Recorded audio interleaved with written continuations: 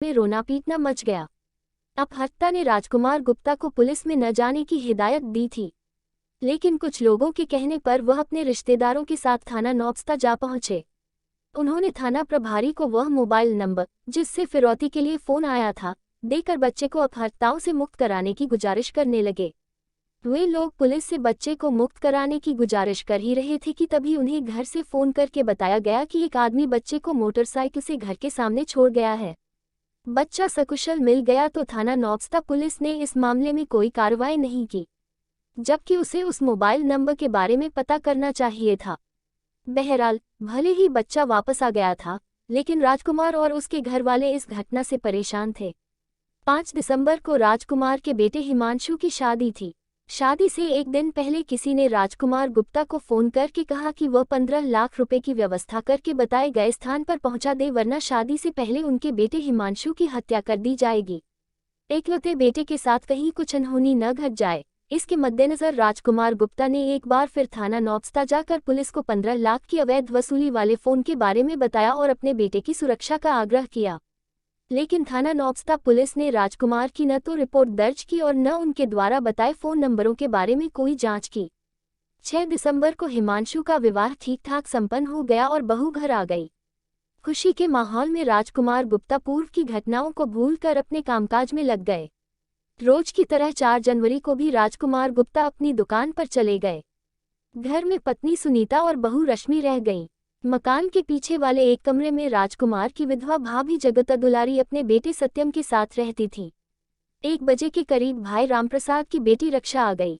आगे वाले कमरे में सुनीता आराम कर रही थी, इसलिए उनसे दुआ सलाम करके वह हिमांशु की पत्नी रश्मि के पास चली गई। वहां वह लैपटॉप पर उसकी शादी की वीडियो देखने लगी। 5 बजे के आसपास रक्षा अपने घर जाने के लिए जब बाहर वाले कमरे से होकर गुजर रही थी तो अपनी चाची सुनीता को बेड पर घायल पड़ी देख चीख पड़ी। उसी की चीख से इस घटना के बारे में पता चला। पुलिस को पक्का यकीन था कि इस वारदात में घर के किसी आदमी का हाथ है। ऐसे में पुलिस की निगाह बार बार रक्षा गुप्ता पर जाकर टिक रही थी, लेकिन बिना सबूत के उस पर हाथ नहीं डाला जा सकता था, इसलिए पुलिस सबूत जुटाने लगी। मामला गंभीर था, इसलिए एसएसपी यशस्वी यादव ने इस मामले के खुलासे के लिए एसपी ग्रामीण डा. Anil Mishra, CO Rohit Mishra, crime branch प्रभारी संजय मिश्रा और थाना नौबस्ता के थाना प्रभारी आलोक कुमार के नेतृत्व में 4 टीमें बनाई। मोबाइल फोन अपराधियों तक पहुंचने में काफी मददगार साबित होता है, इसलिए पुलिस की इन टीमों ने मोबाइल फोन के जरिए हत्यारों तक पहुंचने की योजना बनाई। पुलिस ने मृतका सुनीता, रश्मि और रक्षा के मोबाइल फोन नंबरों की कॉल डिटेल्स निकलवाई। इनका अध्ययन करने के बाद पुलिस ने उन मोबाइल नंबरों को सर्विलांस पर लगा दिया जिन पर उसे संदेह हुआ।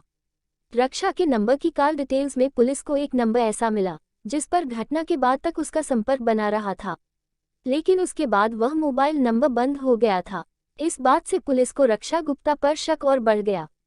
पुलिस ने इसी शक के आधार पर घटना के समय से 2 घंटे पहले और 2 घंटे बाद का पशुपतिनगढ़ क्षेत्र के सभी मोबाइल टावरों का पूरा विवरण निकलवाया। इसका फिल्टरेशन किया गया तो रक्षा की उस नंबर से घटना के पहले और बाद में बातचीत होने की पुष्टि तो हुई ही, उस नंबर की उपस्थिति भी पशुपतिनगढ़ की पाई गई। जांच में ये भी पता चला कि दोनों ने एक दूसरे को एसएमएस भी किए थे। इसके बाद पुलिस ने उस नंबर के बारे में पता किया तो जानकारी मिली कि वह नंबर सत्येंद्र यादव का था, जो रक्षा के ही मोहल्ले का रहने वाला था। पुलिस को जब पता चला कि घटना के पहले और बाद में रक्षा और सत्येंद्र ने एक दूसरे को मैसेज किए थे तो पुलिस ने रक्षा के मोबाइल का इनबॉक्स देखा, लेकिन उसमें कोई मैसेज नहीं था। इसका मतलब उसने मैसेज डिलीट कर दिए थे। पुलिस ने बहाने से सत्येंद्र का मोबाइल फोन लेकर उसे भी चेक किया, उसने भी सारे मैसेज डिलीट कर दिए थे। शायद उन्हें ये पता नहीं था कि पुलिस चाहे तो उन मैसेजों को रिकवर करा सकती है। पुलिस को लगा कि अगर मैसेज रिकवर हो जाए तो इस लूट और हत्या का खुलासा हो सकता है, और सचमुच ऐसा ही हुआ। मैसेज रिकवर होते ही राजकुमार के घर हुई लूट और हत्या का खुलासा हो गया। पता चला कि रक्षा ने ही मैसेज द्वारा चाचा के घर की जानकारी देकर अपने प्रेमी सत्येंद्र यादव से ये लूटपाट कराई थी। पुलिस ने जो मैसेज रिकवर कराए वे इस प्रकार थे। घटना से थोड़ी देर पहले रक्षा ने सत्येंद्र को मैसेज किया था, चाची घर पर है, अभी मत आना। जवाब में सत्येंद्र ने मैसेज किया था, चाची है तो क्या हुआ, मैं आ रहा हूँ। इसके बाद सत्येंद्र ने अगला मैसेज भेजकर रक्षा से पूछा, मैं तुम्हारी चाची के घर के पास पहुँच गया हूँ। गेट खुला है या नहीं? रक्षा ने जवाब दिया था, गेट बंद है, लेकिन अंदर से लॉक नहीं है। मैं घर के अंदर आ गया हूँ। तुम अपनी भाभी को संभालना। सत्येंद्र ने मैसेज भेजा। ठीक है, गुड लक। ओके, रक्षा ने जवाब दिया। इसके